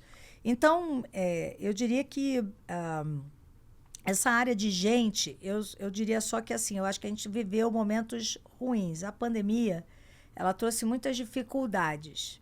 Se bem é verdade que alguns temas que eram muito tabu passaram a ser falados, assim, a empatia pela morte, eu acho que era uma coisa que a gente às vezes tentava trazer assim a sua vida pessoal separada da profissional e a gente viu que não ocorre. Verdade. O fato das pessoas estarem no online, todo mundo começou a entrar, né? O trabalho foi para dentro da casa das pessoas, né? Então eu diria assim, os aspectos... E o home office antes era uma barreira, para você conseguir fazer um home office era dificílimo, né? E de repente mudou. Agora, também é verdade que muitas empresas... Isso tudo é um lado positivo do espaço que o humano ganhou nas discussões. Ou que a autenticidade e falar de segurança psicológica, saúde mental, eu acho que ganhou um espaço grande. Isso é bom. Mas, ao mesmo tempo, a situação financeira das empresas, que muitas não ficaram bem das pernas, fez com que houvesse muitas simplificações de estruturas. Muitas empresas de médio porte, pequeno porte, no momento da pandemia, para encurtar custos, e às vezes a empresa tinha uma área de RH, cortou o diretor de RH e pegou a estrutura de RH e botou embaixo alguma outra diretoria. Tá bom. Isso aconteceu muito. É mesmo. O que isso trouxe? Uma juniorização do RH. Então, eu, por exemplo, hoje eu vejo que pessoas que saem experientes de posições-chave, pessoas nos seus 40 e tantos, 50 e tantos, né? Elas hoje são pessoas muito acionadas para fazerem trabalhos como se fosse um diretor de RH temporário ou fazendo o desenvolvimento de outra pessoa que está sentada na cadeira, Tá. ou você cuidar de mais de uma empresa como RH, né? Um as a service. Um as a service, né? Um CHRO, Tá. que a gente chama as a service, né? Uhum. Eu diria que isso acabou aparecendo porque a gente ainda tem muitas estruturas em que você tem pessoas muito novas, né? Sim. Sentando na cadeira de Sim, gente. sim. E aí, isso, eu diria assim, é o lado não tão bom, porque acaba fazendo com que você perca espaço, né? Quando você tem alguém que é talvez um pouco mais júnior, os pares, eles ouvem a pessoa falar, mas não tem o mesmo impacto, não tem a mesma capacidade de influência, Perfeito. né? O que é uma pena. Então, eu diria que essa seria a única contrapartida que eu observo Entendi. nas empresas, né? E aí também os CEOs, tá mais difícil bater meta, né? Sim. Então, eu não sei, eu convivi com muitos CEOs que valorizavam demais a área de gente. Era uma pauta muito ampla e muito significativa do dia a dia do negócio, né? Hoje eu não sei se consegue tanto. São muitas mudanças de modelo de negócio, né? A visão do como você acomoda a experiência digital, né?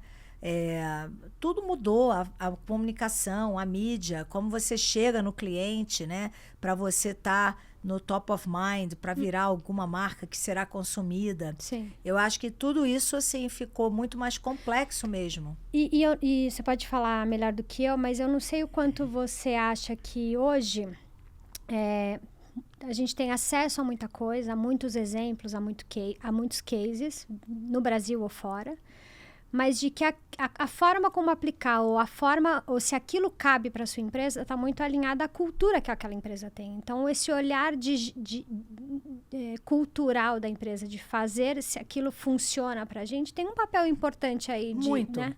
Sabe como é que eu falo isso? Vocês sabem que assim, hoje às vezes eu vejo, né, por conta de outros cases, enfim, e falando sobre cultura não tóxica, né? Muita gente às vezes fala que a Ambev era uma cultura super difícil. Eu diria assim, era uma cultura muito direta e muito transparente.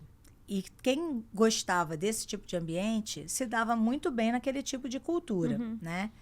E funcionou muito naquele momento porque eu acho que a gente tinha esse lado assertivo, mas todo mundo era muito engraçado. A gente se divertia muito. Entendi. Entendeu? O trabalho era um lugar onde todo mundo queria tá indo. E, você conhece alguma empresa onde quem é ex-funcionário tem um alumni? A gente tem um alumni Ambev. A gente se encontra regularmente, todo mundo que foi sócio e que fomos colegas desde a década de 90. Entendeu? Por quê? Porque todo mundo desenvolveu essa amizade, todo mundo passou perrengue junto, todo mundo se ferrou, trabalhou muito. Então, teve muito dessa visão da união, né? Que empurrou todo mundo para ir para adiante. Fruto dessa época, todo o ambeviano ganhou muito uma reputação. Não, no mercado, virava assim, temos que contratar um Ambev, temos que contratar um ex-Ambev. Até hoje a Red Hunter fala. Houve um momento que, assim, ser um ex-Ambev era uma referência e era garantia de emprego quando você saísse. Tá. Hoje eu vejo ao contrário. Eu vejo muitas pessoas preocupadas por conta de uma cultura, às vezes taxada como mais hard, né? Mais dura. Ah, não sei se aqui um ambeviano vai dar certo, porque, pô, eles são muito duros, né? Mas eu vivi uma época que você ser um ex-Ambev era algo que ajudava muito a você conseguir um próximo trabalho. E lá na Ambev, por que isso acontecia? Por que essa boa fama nos precedia? Porque a gente, cara, desde a década de 90, a gente falava em gestão, qualidade total, desdobramento de meta na companhia. Desde a década de 90, a gente falava da importância de cultura, valores e por aí vai. Desde a década de 90, a gente falava em projetos de otimização, processos, sistemas, ERPs, mudança, para a gente fazer uma otimização de estruturas, centralizações, para ter produtividade no negócio. Isso era muito forte, né? Então, é uma escola, de fato. Sim. Só que o que eu vi? Não foi todo ex-Ambev que se deu bem para os lugares onde foi. Porque eu acho que muitos saíram com uma visão de que o que eu aprendi lá eu vou copiar e colar aonde eu for. E nunca foi o que eu acreditei. Eu sempre tive esse olhar como seu. A gente, quando chega num lugar, a gente primeiro precisa entender o estágio de maturidade daquele lugar, o que é o dono ou acionista relevante ou a administração, como funcionam, para você conseguir chegar e influenciar numa direção de mudança, né? Então, para mim, todos os lugares que eu passei na minha jornada profissional foram lugares onde eu aprendi ferramentas, conhecimentos que estão na minha caixa de ferramentas. Essa caixa de ferramentas está andando comigo. Quando eu chego num lugar, eu tenho que olhar o que é e aí eu tomo a decisão o que é a ferramenta cabível. Às vezes, você não pode fazer a mesma aplicação. Vou dar um exemplo, GPA Ambev, né? Tá. Eu me lembro quando o Abílio e o Cláudio Galeazzi me contrataram para ir para lá, o que eles amavam era eu ter sido uma ex-Ambev, uma pessoa objetiva, né, assertiva. E aí eu me lembro que logo que eu cheguei, a gente estava implantando um modelo de desdobramento de metas. Eu era RH, eu entrei como VP de RH no GPA, né? E aí tinha uma visão nossa naquele momento, né, de que a gente ia fazer uma mudança no modelo de remuneração e desdobramento de metas. Na Ambev, a gente tinha uma coisa que era desdobrar a meta, você sempre indo para um nível abaixo. Ou seja, se eu tenho uma regional, existem metas da regional, mas tem de cada fábrica de uma regional, né? Tá. Aí eu vou fazer o parâmetro quando você vai para uma área comercial num supermercado, num varejista, né? Você tem lá uma categoria líquida. Na líquida, você tem o cara do leite, você tem o cara dos refrigerantes, das cervejas, dos destilados, né? Perfeito. Se você chegar e você virar e falar assim, ó, cada um tem a sua meta de venda, mas cada um você desdobra embaixo e coloca uma meta para o cara que cuida da parte de leite, só a meta de leite, não da líquida como um todo, ou só a meta de cerveja, não da líquida como um todo, né? Tá. Se você faz assim, você não gera uma margem média otimizada para o negócio. Porque, às vezes, para você oferecer uma boa campanha num final de semana, você precisa da margem ponderada. Você vai perder no leite para ganhar na cerveja. Perfeito. Então, todo mundo tem que estar unido pela meta em cima, que é a margem da líquida, e não de cada um embaixo. Né? Então, veja bem, se eu fosse seguir um copiar e colar do modelo Ambev, eu diria, desdobra, deixa os caras se baterem. Quando eu cheguei e olhei, eu falei assim, vai dar zebra, não vai otimizar o sistema. E eu me lembro, o Abílio, eu falando com ele disso, aí ele virou e falou assim, pois é, Cláudia, porque eu falei para você, quando eu te contratei, era exatamente para você chegar e para você desdobrar. Eu falei assim, não, Abílio, você não me chamou, você não me contratou para eu desdobrar o que tinha lá. Você me contratou para ser inteligente e desdobrar o que era preciso aqui. E não necessariamente o que tem lá é o melhor aqui, vai por mim. Eu estou falando com conhecimento de causa. Aí ele, ok. Aí ele recuava, porque ele entendia que eu sabia o que estava falando. Então, eu dei um exemplo só para bem didático, para demonstrar que é isso. Você carrega, desdobramento de meta é bom, só que não necessariamente até o último nível, como a gente fazia lá na Ambev. É isso. E assim como a gente vê, pelo histórico, eu conheço muitos, né, do quanto a gente vê uma exportação de GPAs por aí. E que fazem copia e cola. E não vai funcionar. E não vai funcionar, né? Não vai funcionar. É isso. Até porque cada bandeira tem lá, né? Eu quero ser conveniência, eu quero ser diferenciado, tem posicionamentos estratégicos que determinam preços médios de margem para você conseguir rentabilizar uma estrutura maior ou menor, ou o custo de retorno da implantação da loja que você tem que dar. Né? E o que te agregou, indo para a gestão RH, como pessoa, como profissional? O que você aprendeu? Eu diria assim, primeiro, me trouxe muito mais a visão de você tentar extrair da pessoa me tornar uma melhor líder, assim, de olhar para cada um, o que cada um traz de bom para a mesa. E trabalhar com isso. Segundo, muito de perto eu acabava vendo assim, times que a gente tinha que formar, contratar, e muitas vezes o gestor querendo contratar a pessoa igual a ele.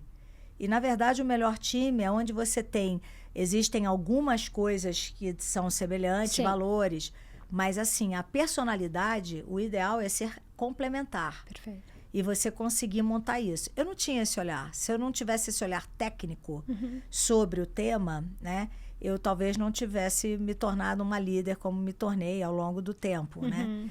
Então, quando você vai para a área de RH, não é só ficar fazendo programa de treinamento. Tem uma bagagem, uma parte técnica muito grande, modelos de remuneração, como você comparar, né? Como que você organiza todo um ciclo de avaliação, feedback, sucessão, mapa sucessório, o que tem sentido trazer de dentro, de fora. É um momento de mudança cultural, começo mudando em cima ou começo trazendo um programa de trainee para injetar coisas de baixo. Tem lógicas de como você faz uma transformação de um ambiente, né? Se eu não tivesse passado por uma cadeira de gente, eu saberia menos como mexer o sistema para produzir algo numa visão mais de médio e longo prazo. Eu acho que, assim, quando você está numa área de gente, você acaba ganhando esse olhar. E, para mim, isso foi super fundamental. Perfeito. Você sabe que eu acho que um momento na Nielsen que eu achei que fez muito sentido foi quando as pessoas, especialmente do comercial, foram assumir cadeiras de gestão. Eu achei, assim... Olha que legal. Eu achei muito legal e fez muita diferença, assim. Eu acho, do olhar não sei se é empatia, mas desse entendimento do que a área comercial vive, que, de fato, a gente tem... Várias áreas são corações por vários motivos, mas a área comercial é onde a gente vai lá dar o ritmo, né? E levar para essa área, eu acho que fez muita diferença. Sim. Depois veio os business partners, que eu acho que também somou, porque aí você ter pessoas que conhecem da área faz muita diferença. Faz muita diferença. E soma, né? Traz esse input para quem está liderando a área. Sim. Mas eu gosto. Você sabe que eu escrevi há muito tempo atrás um artigo, a busca pelo RH que não veio de RH. Eu vejo que isso é uma coisa que agrega demais. Essa semana um amigo meu me escreveu, ele é um cara com uma carreira na área de tecnologia e ele está assumindo como VP de RH, em breve será o anúncio, numa empresa de grandíssimo porte na área de varejo. E aí, ele me escreveu, falando, me lembrei de você, porque eu fui uma pessoa também, cuidava de revenda, de finanças, e, de repente, entrei no GPA como alguém na área de RH. Eu já estava na área de gente de gestão, na Ambev, mas numa posição menor, não era uma posição de vice-presidente. E o Cláudio Galeazzi e o Abílio apostaram, né? Eu era muito jovem, né? Eu tinha 40, meus pares tinham, acho que, 45, 50. Então, foi realmente um desbravar. Mas eu acho que por isso que eu falei, uma empresa que identifique um talento que vai longe, passar essa pessoa para uma cadeira de RH, eu acho que muda a perspectiva da pessoa. É isso. Perfeito. E ensina, né, para a pessoa caminhar. E como que tá a vida hoje? Porque hoje você tem uma vida, no mínimo, assim, eu acho que talvez os assuntos sejam parecidos de uma outra perspectiva, né? Mas de segmentos que você conhece, mas você tem uma dinâmica de vida diferente de um mundo executivo, né? Exatamente.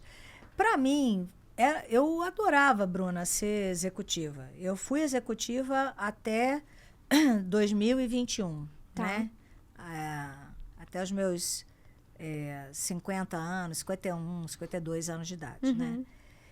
E, na verdade, assim, eu vejo que esse meu começo no mundo de conselhos, ele começou em paralelo com isso. Eu comecei a ser conselheira com 44, né? Gostei dessa vida de conselho porque ela dá uma flexibilidade que a vida de executivo não dá. Mas, ao mesmo tempo, assim, longe de ser a mesma remuneração, para ser bem objetiva, e, ao mesmo tempo, não tem essa coisa de você ter o seu time. Eu sempre amei ter os meus times. Eu adorava liderar, aquela coisa do grupo caminhando. Isso era uma coisa que sempre me energizou muito, né? Mas, ao mesmo tempo, o que eu amealhei de conhecimento hoje, como eu estou em diferentes setores, diferentes conselhos, em diferentes tipos de comitê, eu sinto que o grau de contribuição é enorme. Então, por exemplo, hoje eu estou no conselho da Camil. Lá eu coordeno o comitê de finanças, onde a gente tem vários M&As, coisas que a gente acompanha e tal, e estou no comitê de pessoas. Eu estou na CPFL, uma empresa que 84, algo do capital é chinês, então reuniões em inglês, chineses no board, um outro tipo de discussão numa empresa, num setor altamente regulado, um aprendizado enorme, e eu estou no comitê de auditoria. Aí eu estou na Smart Fit, onde no conselho eu também estou no comitê de auditoria lá, como independente, e um conselho que a gente tem diferentes fundos, o Pátria, de IC, CCPP, está todo mundo lá. Então, também muito interessante de você ver uma dinâmica diferente, onde um olhar financeiro de produtividade prevalece, e eu acabo sentindo que estou contribuindo com outras perspectivas, né, outras perguntas relevantes na sala, Legal. né? Estou no Conselho da Beneficência Portuguesa de São Paulo, que é um olhar muito interessante de saúde, que cuida do ser humano, mas no momento, eu diria assim, muito complexo para a saúde no Brasil, por conta desse embate, né, dos gastos não estarem sendo ressarcidos, né, pelo plano de saúde, os próprios planos de saúde também com dificuldade de insolvência com o usuário, né, com o paciente. Sim. Então, assim, o Que sistema legal. não tá difícil, tá faltando pão, né? Assim, Alguma hora vai dar... vai dar crepe, Vai dar chabu. vai dar problema. É. E tô numa editora, né? Na Editora do Brasil, que é uma empresa de médio porte, há 85 anos de existência. Eles fazem livros e agora estamos fazendo uma mudança lá para entrar em sistema de ensino, né? Então, assim, você vê, eu estou em setores completamente diferentes, ao mesmo tempo sempre trazendo... na Editora do Brasil eu estou no comitê de pessoas e no comitê de Os finanças. comitês é onde você se sente a realizadora? Continua a Cláudia... Não, nos comitês você acaba dando mais presença de uma bagagem mais técnica que eu tenho. Tá. Por isso que eu digo, assim, a minha bagagem como executiva, e que eu fui, né, de algumas áreas funcionais diferentes, me ajudam muito na contribuição nos comitês. Tá bom. E eu diria, me ajudam muito, agora que já passou um tempo, né? Porque, queira ou não, já estou, talvez há 4, 5 anos não sendo executiva. Você ganha um certo distanciamento. Logo que você ainda é executivo, você está em conselho, você quase que quer fazer pelo executivo. Você faz pergunta, você diz a solução, você troca o papel, sabe? Aí você vai amadurecendo e vai ganhando esse distanciamento e essa visão. Então, eu diria assim, eu acho que essas coisas aconteceram na minha vida no momento certo. Tá. Porque eu realmente sinto que essa minha contribuição em conselhos, não só eu ajudo as empresas que eu apoio, mas eu também me desenvolvo muito e aprendo muito com meus pares, com os executivos dessas empresas. É assim, uma troca, a meu ver, muito maravilhosa. Eu me sinto muito bem, muito bem-vinda. Aí sobra tempo. Aí o lance é que você pode, com seu tempo livre, virar e falar assim, eu vou curtir a vida. Não foi minha opção. Aí eu acabei inventando moda, né? Aí, poxa, você sabe que eu tenho meu canal de YouTube, né? Escrevo, virei mais ativa, Conta escrevendo o nome no para LinkedIn. quem não conhece. Então, o meu canal de YouTube é o Cláudia Elisa Oficial, meu Insta, Cláudia Elisa Oficial, tudo junto, né? No LinkedIn, então, como Cláudia Elisa, lá tudo que eu escrevo, que são meus artigos, viram vídeos. Eu também tenho meu podcast, que é o Liderança em Pauta, que está no YouTube, está no Spotify, né? Quem quiser ouvir, também está na 2ª temporada, como o nosso podcast aqui. E aí, assim, a gente... aí botei essa agenda toda um pouco mais digital na minha vida, né? Que, quando eu comecei isso, em setembro de 20, no meio da pandemia, ninguém entendeu. Todo mundo falou, pô, pirou. Mas eu queria me divertir, olha que louco. Um amigo meu encontrou comigo, um amigo meu em São Paulo, fiquei até com vergonha. Ele falou assim, nossa, Cláudia, que bacana isso. E como é que está o business plan? Você pretende ter break-even disso? Aí eu olhei, eu falei, cara, para ser bem honesta, eu não montei business plan, não. Eu saí fazendo porque eu queria me divertir. Eu sempre gostei de escrever. Falei assim, pô, eu gosto de escrever, eu gosto de falar... E larguei. E aí eu vi que, assim, você atira no que vê e muitas vezes acerta no que não vê. Essa minha presença mais digital, sendo conselheira, porque sempre fui conselheira de boas empresas, fui da Arezzo, fui da TOTS, fui da Ivan, fui da Tupi, representando o BNDES, acabou sendo, assim, aquela coisa de, pô, que ar jovial num ambiente muito tradicional. Tá. E muita gente, assim, acabou me conhecendo e pedindo dica, né? Eu sou professora lá no IBGC de uma matéria sobre marca pessoal, sobre transição de vida executiva para a vida de conselhos. Acabo falando muito sobre isso, porque exatamente, vivi isso muito jovem, né? E falo, né? Enfim, estou nas redes. E não satisfeita com isso, agora em 2024 eu acabei arrancando com um projeto, né? Que é o projeto da minha mentoria, né? Que é a mentoria Sharp, que é sabedoria e habilidade para sua reinvenção pessoal e profissional, onde eu junto grupos de 12 pessoas em posições, eu diria, gerente sênior, diretor, vice-presidente, CEO, dono de empresa, sucessor de empresa, né? Familiar, onde a ideia é trazer para um grupo, para nesse grupo a gente trabalhar determinadas habilidades, comunicação, a visão de pensamento crítico, a visão de inteligência emocional, produtividade, liderança sistêmica, né? Negociação de conflitos, né? E de diferenças, enfim. A gente trabalha esses aspectos juntando com uma visão muito de o que conecta você com a sua autenticidade para o momento que você está passando a enfrentar na sua vida. Ou seja, todo mundo que estiver numa fase de mudança, por exemplo, um sucessor entrando para suceder um pai é uma coisa nítida, né? Que a pessoa está entrando numa fase de mudança. Sim. Mas a pessoa, sei lá, está numa posição, vai mudar ou acabou de sentar numa nova cadeira. Então, eu comecei assim a ver que as pessoas nesse momento, elas não sabem muito bem o que fazer. Tem muito mais sofrimento do que deveria ter. Tá. E tem muito mais insegurança das pessoas com elas próprias com relação ao que elas estão fazendo. Será que está certo? Será que está errado? E aí eu montei essa mentoria por conta de muita gente que no privado, por conta dessa minha atuação nas redes, me escrevia. Tá. E estou já indo para a 3ª turma, né, de mentoria, né, um projeto novo que eu comecei agora no 2º semestre de 2024. E muito animada, né? Muito necessário, eu acho. Muito necessário. Muito legal, muito legal. Inclusive, tive com a turma da Ela, Sim, né? foi incrível. Recebendo as sucessoras, né? Que vocês abraçam, né? No programa. E foi maravilhoso, que assim. Legal. Eu tenho, você falando, eu já tenho algumas pessoas para indicar. Agradecemos. Porque as pessoas vêm muito buscar, né? E assim, eu tenho minha experiência, minha opinião. Às vezes as pessoas se inspiram no que a gente está fazendo, mas eu digo, olha, talvez empreender não é para todo mundo, ou talvez não seja o momento, então... Eu falo sobre isso, né? E muitas vezes a gente... Eu faço mentoria individual de C-level, de executivos, contratada por empresas e tal. Mas eu sempre tenho uma sensação que quando você está no one-on-one, no 1-a-1, a pessoa conta para você o que ela quer. O real momento de você ver o que a pessoa é quando ela está num grupo. Tá. Que aí você vê uma pequena reação, ela se abre com alguém, surge, aí as coisas que eu tenho estudado muito de neurociência, né? A gente tem uma conexão neural, todo mundo. E aquele grupo que se junta é porque ali tem um aprendizado e tem que se juntar aquele grupo daquela forma, né? Tanto que eu não peço assim para Deus, né, para o universo, nada do tipo assim, eu quero fechar a turma rápido.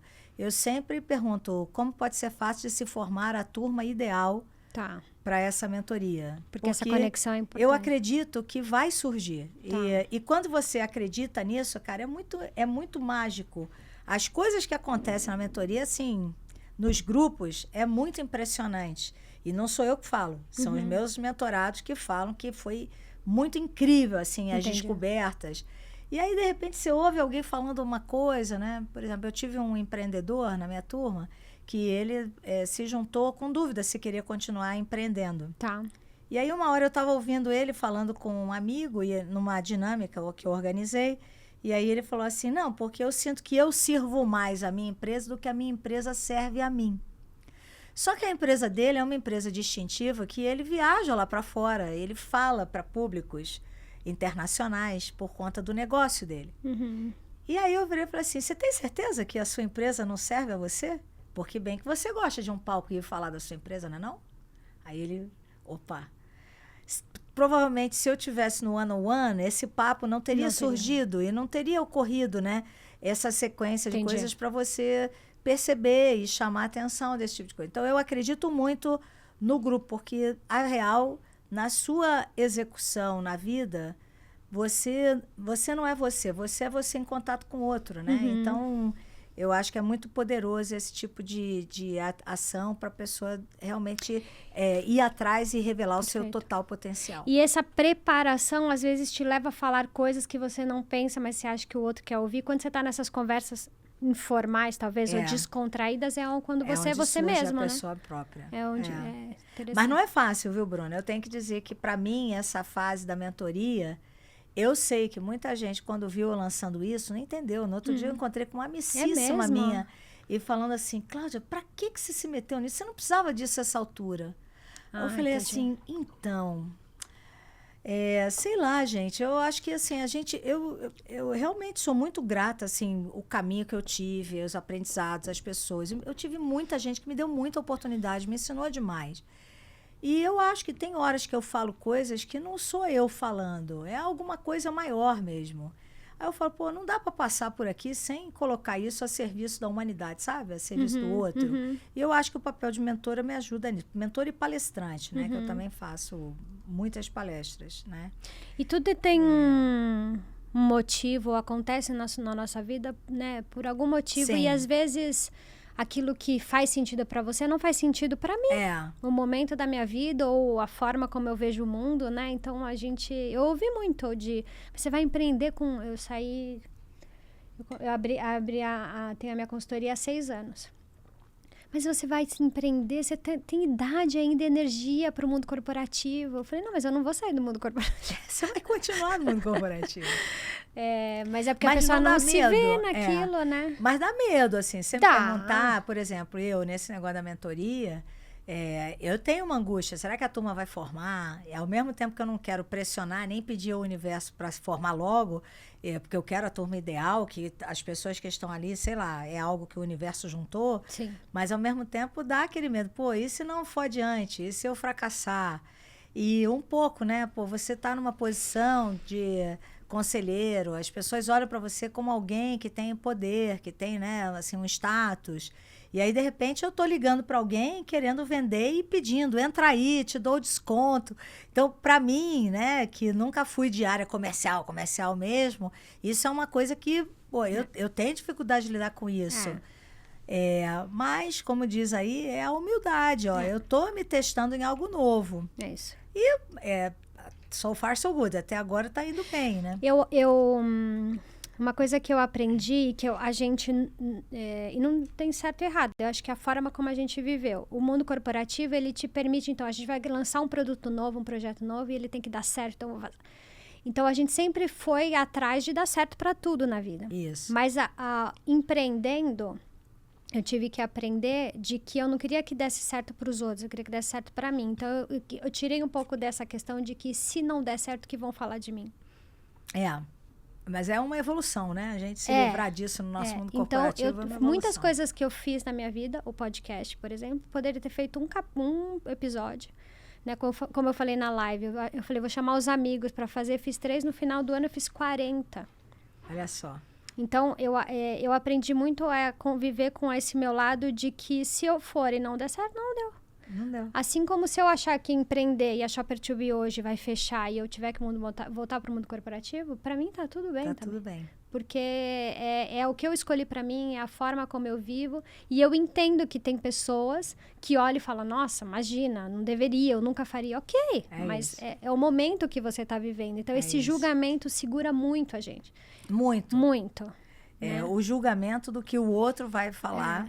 E é por isso que a mentoria eu chamo de sabedoria e habilidade para sua reinvenção. Porque, para mim, quando você quer fazer algo novo, tá numa posição nova, você tem que ouvir menos os outros e você voltar mais para o seu equilíbrio emocional e você tá plena, presente. Perfeito. Porque aí as suas lentes na leitura do que está em volta, ela vai estar menos embaçada.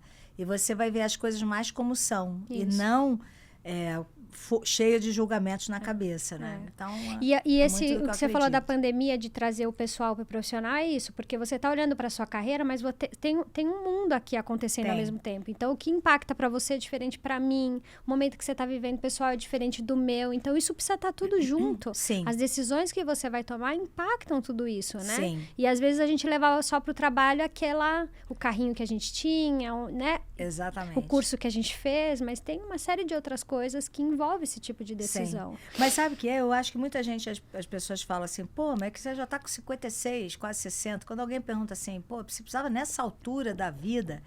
Assim, tudo bem, eu tenho uma situação financeira ótima, assim, poderia parar de trabalhar, mas não quero.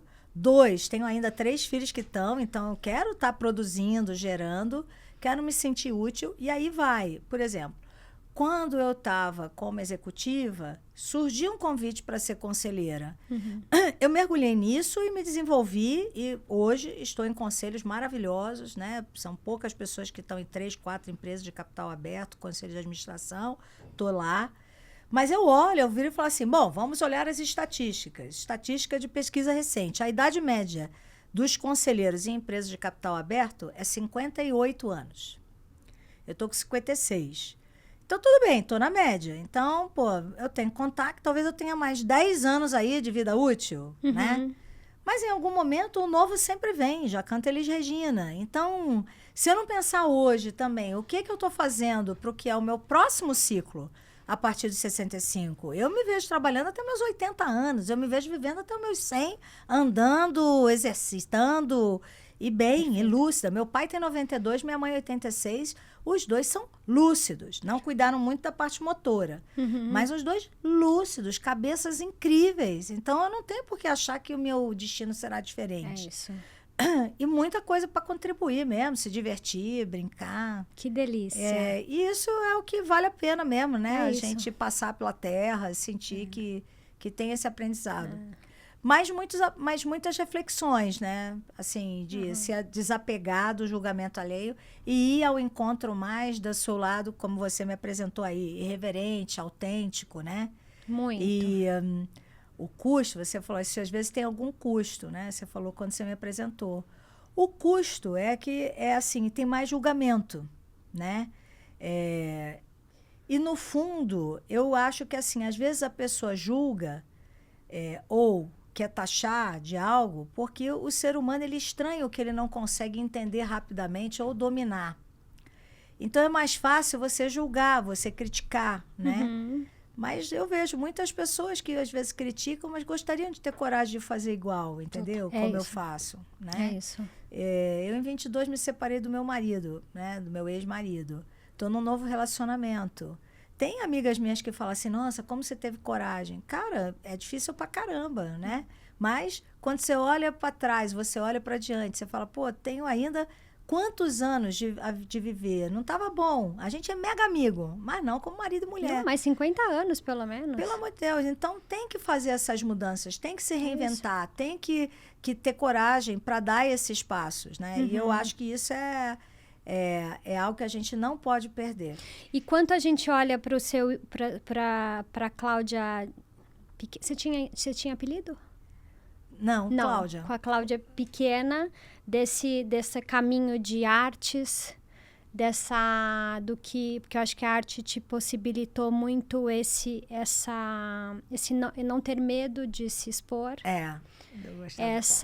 Esse improviso que às vezes precisa ter e levar a vida mesmo como uma música. Eu acho que eu vejo você muito, muito alegre, muito feliz. A gente tem momentos mais difíceis, daquelas músicas mais tristes, mais profundas. Mas a sua energia é de uma música de alegria mesmo, de que a gente tá sempre ouvindo. É isso. E eu vejo muito isso em você. Então, eu acho que você tem que cultivar essa música. Exatamente. Interessante isso mesmo. Essa visão da leveza, da música, é algo que a gente não pode perder, né?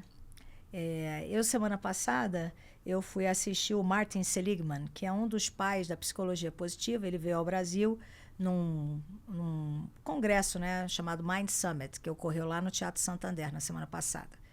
E ele estava falando sobre essa visão do otimismo, né? E o que é diferente do otimismo, né? E que muitas vezes as pessoas criticam. Não é que o otimista ele é um cara que ele é um iludido, mas é que ele vê a saída. Ele pensa que haverá uma saída e ele procura o que vai mudar, né? E aí ele fala sobre... Até comprei o livro essa semana, que é Como Aprender a Ser um Otimista. Porque eu sei que você trouxe por esse lado assim, da música, né? E, de fato, eu acho que dentro de mim, quando eu penso na minha história, essa visão da música ou do balé, pensar a vida como sendo uma grande movimentação num palco, né, com uma trilha musical por trás, obviamente isso faz parte do meu universo, né? Mas eu acho que assim, quem não é desse universo talvez entenda melhor isso que eu estou falando agora do otimismo. Por isso que eu trouxe para esse lado um pouco mais concreto, né? Que assim, eu acho que esse lado do aprender a ser otimista é você trabalhar a sua mente para você encarar e pensar sobre a vida de uma forma diferente, como você fala de uma maneira diferente. E tudo muda, né? A sua visão de como você tem que construir. Porque, assim, eu nunca vi um pessimista que se desse bem, né? Eu sempre vi as pessoas mais otimistas ou as pessoas que encaram a vida como uma música, como um reaprender, né? Com um lado mais leve. Muito bom. Seja qualquer uma das duas metáforas, eu acho que são válidas para ser uma ótima forma de pensar como levar a vida. Legal. Cláudia, eu sempre faço uma pergunta para finalizar, que é se a Bruna tivesse a oportunidade de te dar 10 minutos com alguém para você estar, para você conhecer, para você reencontrar, quem que você escolheria para ter 10 minutos? Na hora que você falou, a pessoa que me veio à cabeça foi o Abílio. Ele é muito especial. Fez muita diferença? Não, fez muita diferença. Eu amei minha vida na Ambev. Aprendi muitas ferramentas. Mas, de fato, foi no GPA o lugar onde eu mais tive assim, uma transformação emocional. Se eu não tivesse vivido o GPA com a presença que o Abílio tinha, com o que ele tinha de crenças, com o que ele fazia, trazia para a companhia como valores, eu não teria tido o sucesso profissional que eu tive depois do GPA, né? Porque, assim, cada empresa ensina uma coisa, né? O Abílio, ele era um exemplo. Imagina quantos anos atrás ele escreveu aquele livro Caminhos e Escolhas, em que lá ele falava de espiritualidade, de saúde, de equilíbrio emocional, né? Ele falava, assim, de coisas que hoje, ou que a psicologia positiva explica, né? Como sendo, que eu falo muito, o tripé do Inspire, né? Que, assim, o bem-estar integral, que faz você estar presente e feliz, é você cuidar, tentando equilibrar o lado espiritual, físico, intelectual, relacional e emocional, né? E, assim, voltar a falar com ele, porque, assim, quando eu também, eu acho que conheci ele, eu tinha 40, 44, né? Nova. Hoje já estou com 56, passaram 12 anos, né? Estou com filhos mais velhos, filhos que seguiram. Eu acho que, assim, eu gostaria de ter 10 minutos para voltar a trocar ideias sobre isso. Ele, com tudo que ocorreu da saída dele do GPA e a ida para o Carrefour, ele ganhou uma perspectiva global de negócios, assim, espetacular, né? Ele deu um salto em termos de compreensão. Ele já era uma pessoa, né? Ele fez GV, né? Você sabe que ele foi do Comitê Econômico orientando o Brasil durante um tempo, tal. Então ele era um cara que já lia muito sobre geopolítica, sobre economia global.